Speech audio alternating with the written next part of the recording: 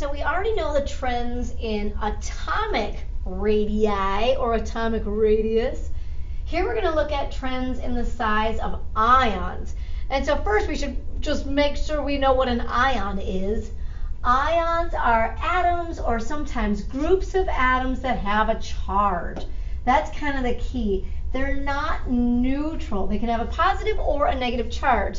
That charge comes from gaining or losing electrons. We're not going to change the composition of the nucleus. If we gain or lose protons, number one, we have a nuclear reaction on our hands, and that could be messy. Number two, then we change the identity of the element. If I'm number 6 carbon and I gain a proton, now I've just done a nuclear reaction and I have nitrogen atoms. And we don't want to do that. Chemical reactions involve changes in the electron structure. That we can do in our lab. And we just create these ions then with a positive or negative charge. Cations are positive ions. And here's how I remember it. I draw a kitty cat that's very happy. I love kitty cats. I have one of my own. Rizzo is a yellow fluffy Persian with a smashed face, and he's just adorable.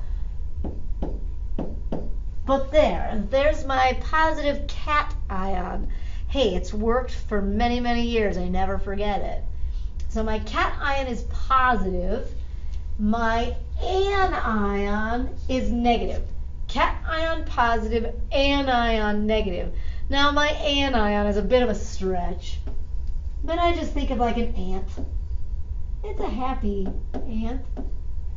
Some kind of a bug, I guess. And they have like 6 legs. And it's just got a long, skinny, negative body. It works for me. If it doesn't work for you, that's fine too. Okay, so ions in general have a charge. Cations have a positive charge because they lose electrons. So an atom that loses 1 or more electrons forms an ion with a positive charge. Okay. Usually that's metals.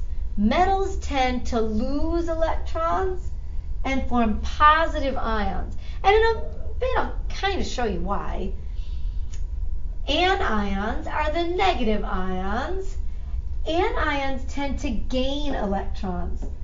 So it'll say here, an atom that gains 1 or more electrons to form an ion with a negative charge is called an anion.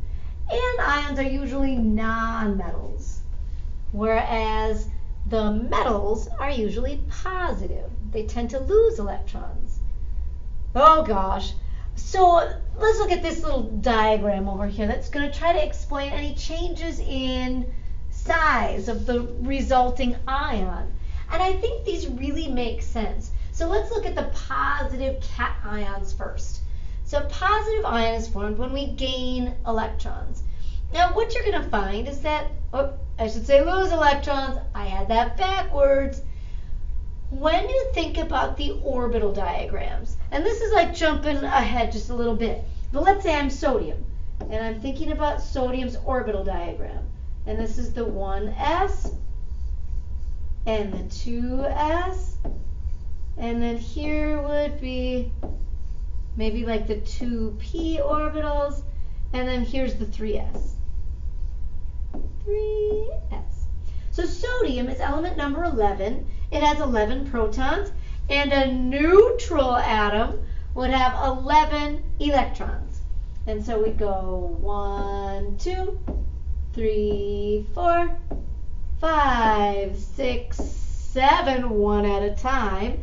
But I do need to pair them for 8, 9, 10, and 11. Well, eventually we're going to find that atoms are most stable when their outermost shell is full, their outer energy level. We want it to be full. Well, right now, our outermost energy level is the third. We've got 1 electron in the 3s orbital. Or in this diagram, here is like a Bohr model that shows in the neutral sodium atom, there's 1 electron in the outer shell, 1 valence electron. But if we want to try to make this atom a little more stable, we want to try to have an outer shell that's full. So right now, if I'm looking at the third energy level, I either need to find 7 more electrons to fill the third energy level.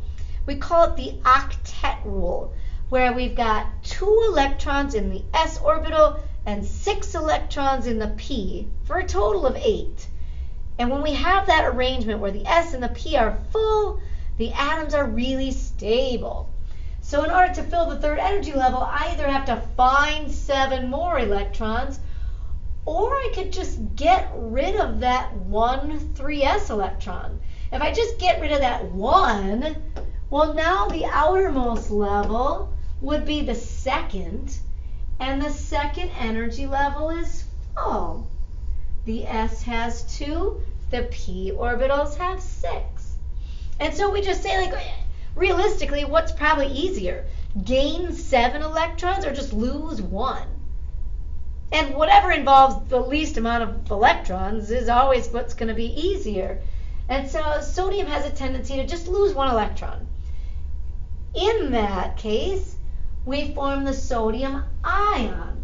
The sodium ion has 10 electrons.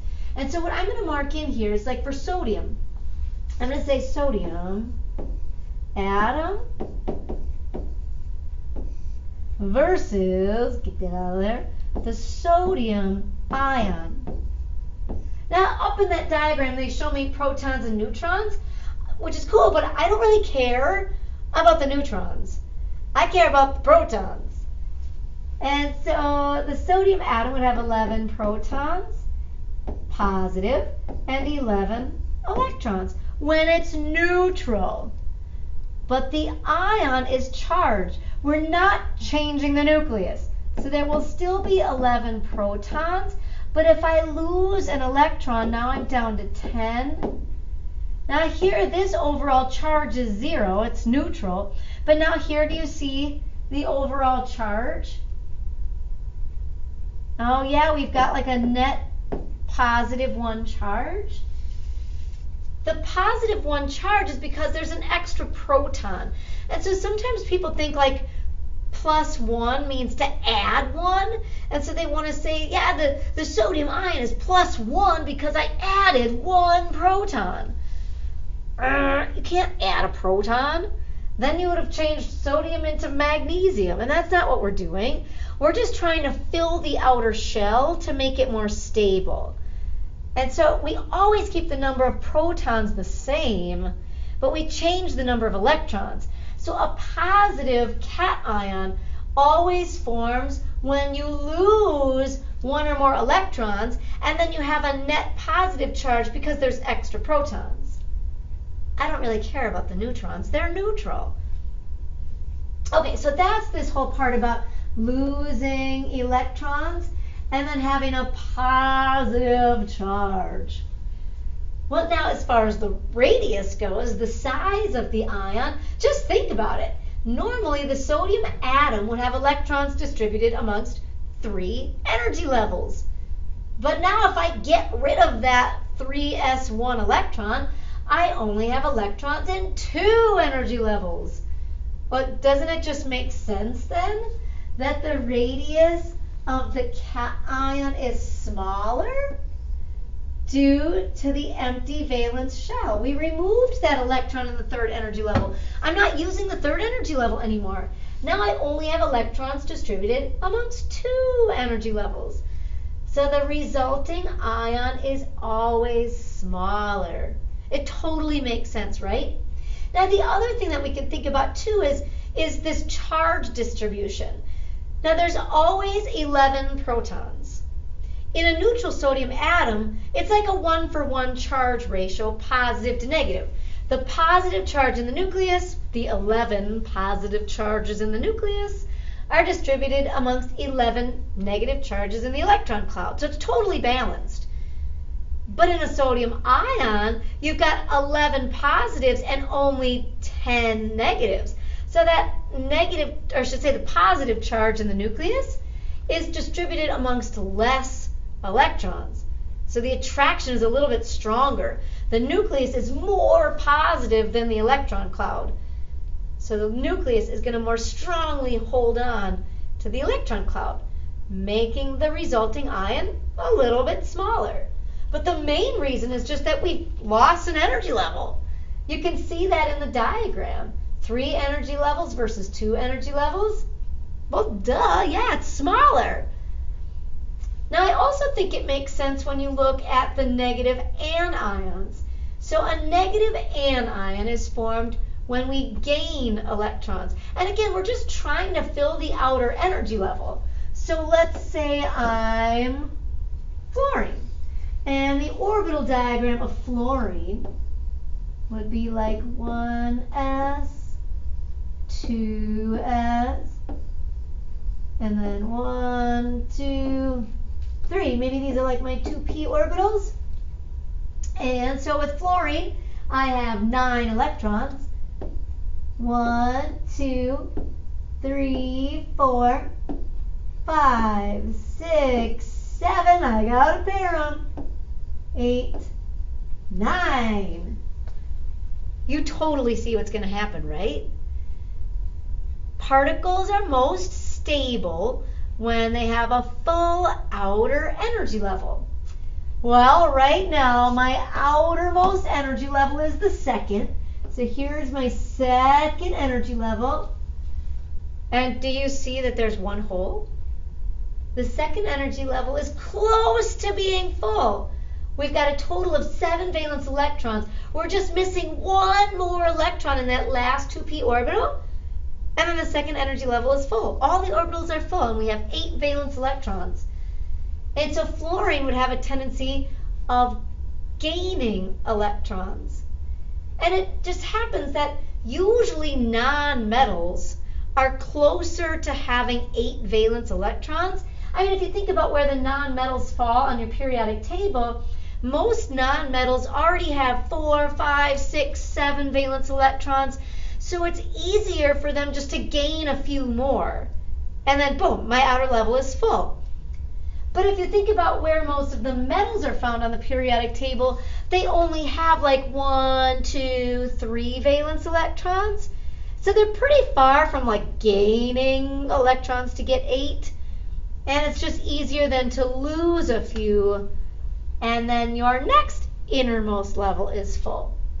So yeah, it is true that most metals will lose a few electrons, and most non-metals are more likely to gain a few. Okay, so yeah, in order to fill the outer energy level, I'm just going to want to gain one more electron. Okay, so yeah, just like this picture here. We're going to gain an electron. But what you're gaining is an extra negative. And so, number one, that's where the charge comes from. It's a balance of protons versus electrons. So let's say I was the fluorine atom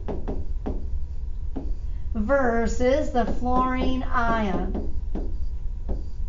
The fluorine atom has 9 protons positive and 9 electrons negative for a net charge of 0. It's neutral. The ion will still have the 9 protons. I'm not changing the number of protons, but I'm going to gain 1 electron to try to fill that last orbital. So instead of 9 electrons, there will be 10. And now do you see the balance of charge? There's 1 extra electron, minus 1. That's where we get the negative charge from. So yep, that's right, that these negative anions will get their negative charge from gaining an electron. Since we're gaining something negative, the overall charge is negative. Don't think of it as like minus 1, I subtracted 1. Like the plus minus here with charge, it doesn't have anything to do with adding and subtracting. It's a balance between the protons and the electrons. So minus 1 doesn't mean that I've subtracted an electron. It actually means that I gained a negative electron.